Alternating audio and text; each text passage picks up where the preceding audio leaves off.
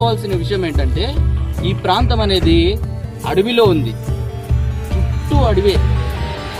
ఈ ప్రాంతానికి రావాలంటే చాలా కష్టం.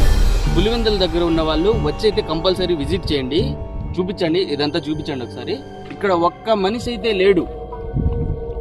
ఎంత నిశ్శబ్దంగా ఉందంటే ప్లేసు, చాలా నిశ్శబ్దంగా ఉంది.